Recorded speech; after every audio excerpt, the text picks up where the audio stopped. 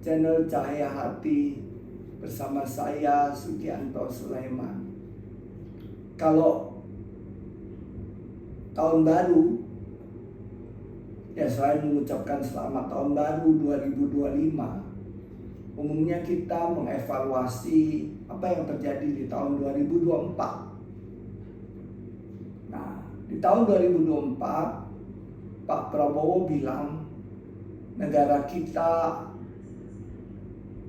seharusnya menjadi negara yang mencapai kemajuan sebagai negara besar, negara industri, negara maju di tahun 2045.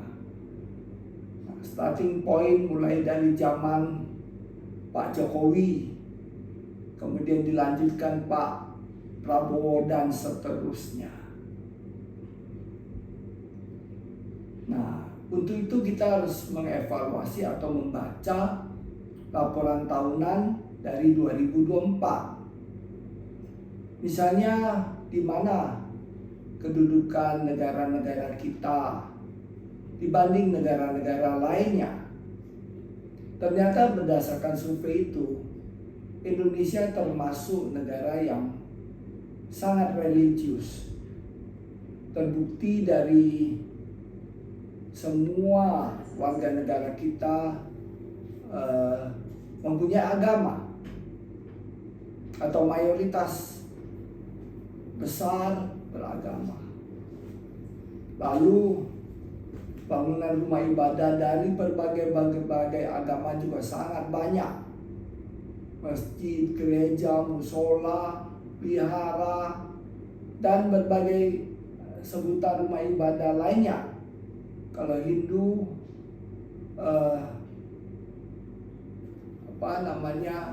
pun disebut candi atau disebut juga tempat ibadah umat Hindu, pura. Nah, kalau Konghucu biasanya mereka menggunakan istilah litang. Kalau Buddha biasanya menggunakan nama Vihara atau Cetya, atau kalau yang besar bahkan Arama. Nah, tetapi apakah pendirian rumah ibadah ini semuanya mulus-mulus saja? Ternyata juga tidak. Nah, kasus penolakan rumah ibadah, pengrusakan rumah ibadah,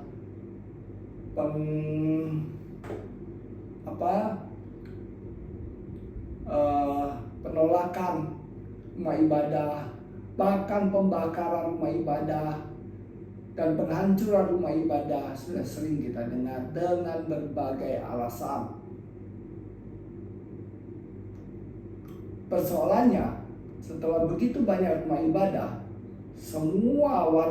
hampir semua warganya beragama. Apakah negara kita adalah negara yang religius? Ternyata tidak juga. Nah, hal ini terbukti dari kalau kita perhatikan mengenai laporan indeks prestasi atau indeks korupsi yang terjadi. Negara kita bukan negara yang bersih dibilang korupsi. Bahkan dari 36 angkanya makin besar itu makin bagus. Misalnya Singapura itu 80-an, 85 atau 86. Negara-negara yang paling bersih Skandinavia itu mencapai angka 90-an. Sedangkan negara-negara yang Afrika, Timur Tengah dan sebagainya itu mencapai angka 1 atau 10. Nah, itu negara-negara yang angka korupsinya besar. Nah, baru-baru ini kan kita juga dihebohkan dengan penobatan Bapak Joko Widodo sebagai finalis dari organisasi wartawan yang berada di luar negeri yang memberi gelar sebagai pemimpin terkorup dunia. Ternyata itu cuma hoax.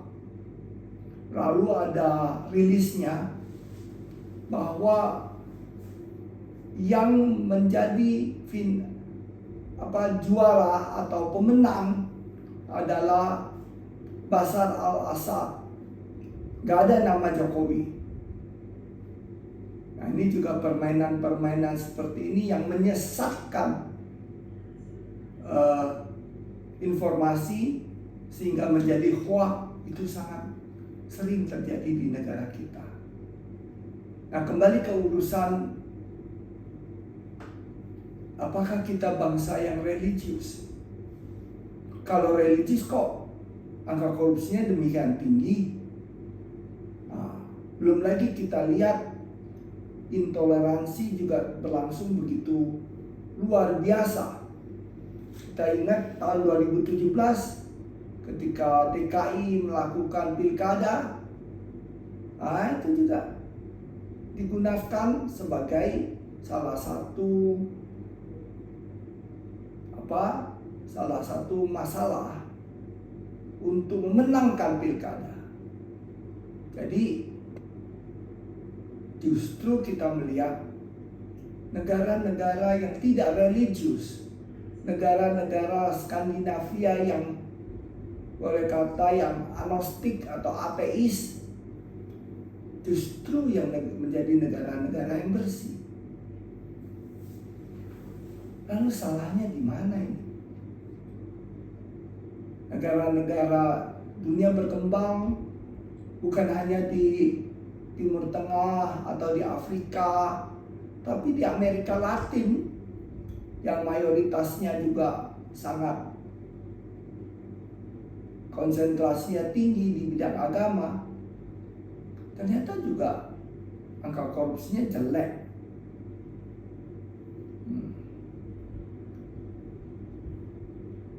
Saya pernah mendengar seorang ustadz yang cukup terkenal.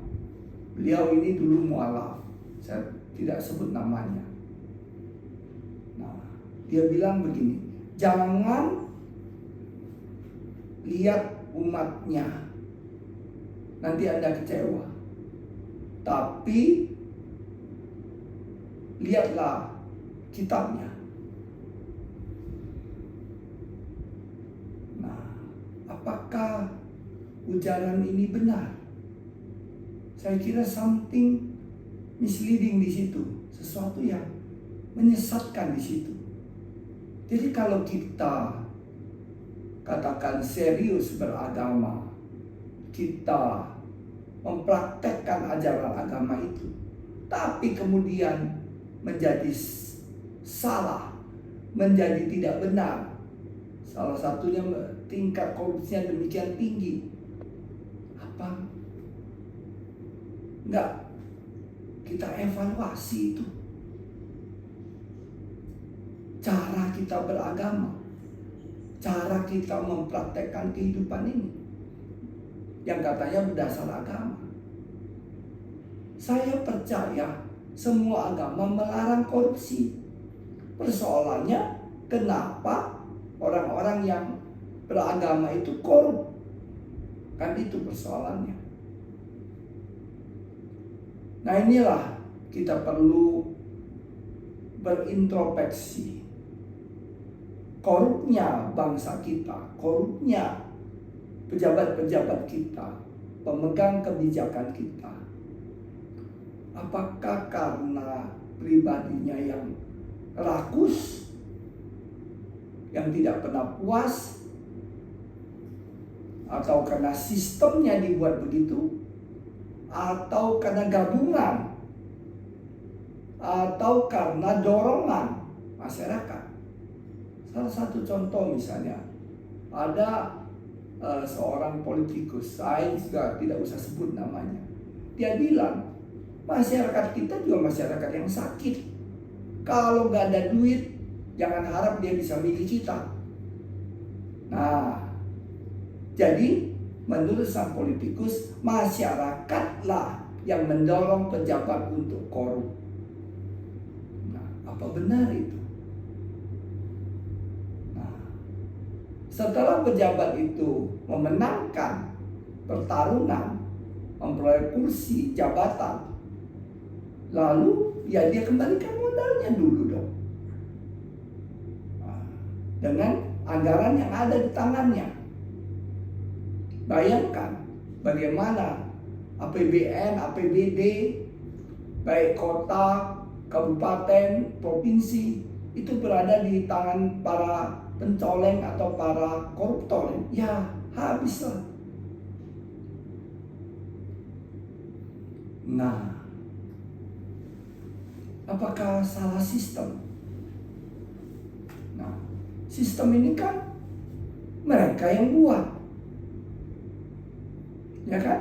Misalnya undang-undang pilkada itu kan dibuat DPR dan pemerintah pusat, Kemendagri misalnya. Nah, ini kan pejabat-pejabat pusat semua yang menghasilkan pilkada. Nah, pemilu untuk pileg, untuk pilpres, itu kan semua digodok berdasarkan undang-undang. Saya kira kita perlu meninjau apa yang disampaikan Prabowo itu juga cukup baik. Bagaimana mengevaluasi pilkada ini. Tapi saya sangat tidak setuju jika pilkada itu kemudian dikembalikan ke DPRD. Persoalannya, penyakitnya apakah dari DPRD? Itu kan. Apakah kemudian DPRD juga tidak korup? Oh, karena DPRD itu dikit orangnya paling 100. Korupsinya tidak besar. Siapa bilang? Apa mereka nggak bisa berhitung? Katakan misalnya APBD Jakarta 90 triliun 5 tahun. Nah, itu berapa? 4.500 triliun atau 450 triliun. Nah, mereka yang korup minta 10%-nya aja udah 45 triliun. Luar biasa kan? Nah, jadi apa yang disampaikan Pak Prabowo itu tidak sepenuhnya tepat. Boleh aja dipilih di DPRD. Tapi apakah kita serahkan semua ke anggota-anggota DPRD itu? Nah, ini yang penting kita evaluasi, yang penting kita pikirkan bersama. Nah, kita misalnya menuduh atau kita misalnya sakit gatal kepala kita, yang digaruk kan kepala bukan kaki. Nah, ini persoalan dari pilkada langsung menjadi pilkada DPRD, itu kan seolah-olah gatal di kepala yang digaruk kaki, kan jadi kacau, nggak tepat sasaran. Nah, ini kan yang salah adalah partai politik, karena kan di DPR RI yang dulu kan partai politik dan pemerintah pusat, lalu lahirlah undang-undang. Nah, ini yang salah partai politik dan pemerintahnya membuat undang-undang sedemikian rupa sehingga terjadi penyalahgunaan jabatan, penyalahgunaan keuangan dan seterusnya. Tapi yang kita ganti itu sistem pilkadanya langsung menjadi tidak langsung. Korupsi akan tetap terjadi. Partai politik di negara kita ini kan tidak tersentuh, hampir tidak tersentuh, bagaikan kerajaan-kerajaan sendiri. Kita sebut saja misalnya PDIP, itu kan berpuluh-puluh tahun menjadi ketua umum, mempunyai hak prerogatif dan sebagainya. Lalu Nasdem, apakah bisa diganti ketua umumnya? Surya Paloh. Nah, belum lagi PAN, belum lagi yang lain-lain. Nah, Demokrat misalnya. Nah, ini yang penting kita evaluasi. Partai politik harus dievaluasi. Saya berapa kali diundang oleh KPK misalnya, saya mewakili golongan agama tertentu untuk hadir di KPK, dan saya sampaikan partai politik ini harus dibenahi. Jadi penyakitnya di mana, kita harus obati sesuai tempat penyakitnya. Demikian dari saya, Sugianto Sulaiman. Terima kasih. Jika Anda suka, tolong share, bunyikan lonceng, dan subscribe. Terima kasih.